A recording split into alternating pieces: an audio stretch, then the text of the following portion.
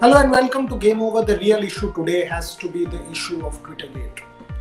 We have seen the whole Ollie Robinson issue explode in the world of cricket, with the English Cricket Board taking issue and suspending the youngster after a fantastic debut, multiple wickets, 40 plus runs, but he's missing out on the second test match that is being played between England and New Zealand.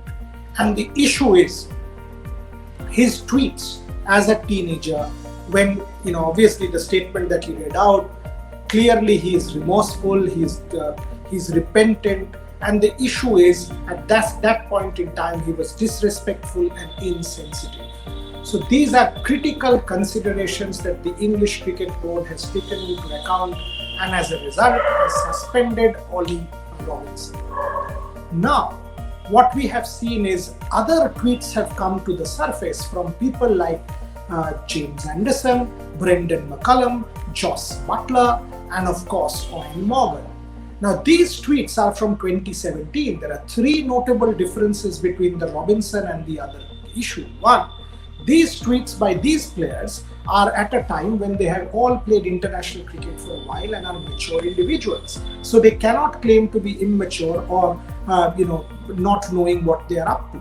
Number two, if you see the nature of these tweets, you will understand that they were conscious, because the responses, it was just a joke going on, which was very insensitive and ugly if you are an Indian cricket fan. And number three, till recently these tweets weren't deleted, so it is not as if that they were conscious of the mistake till of late. And the same people, if you remember, have taken the knee last year. So where is the line? Are these people really out of line and should they be pulled up? Are these people really remorseful and apologetic, and should we demand an unconditional apology and let them off, because everybody deserves a second chance in life? The cricket world has clearly not seen the end of it. Number two, Dinko Singh.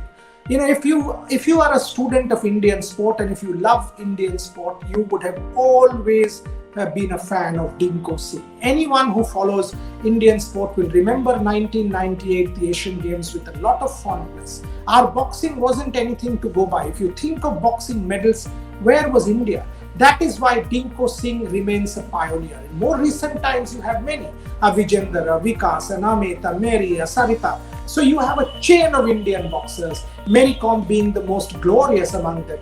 But they have all come out of the Dinko Singh school of boxing in that sense, because he was the one who pioneered it all with his Asian Games gold medal winning feat in 1998. And Dinko Singh passed away at the age of 42, having suffered quite a bit because of cancer.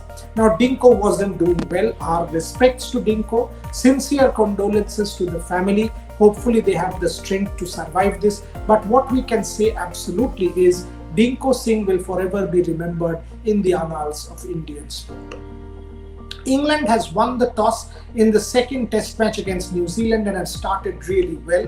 They have a fantastic opening partnership going into the luncheon break with no wickets lost. So clearly they have wrested early momentum and have taken control of the game. And if England is able to put up a good score, then obviously they will have control of the match. James Anderson becomes England's most capped test player, overtaking Alistair Cook, and no debate, he has been a real great of the contemporary game.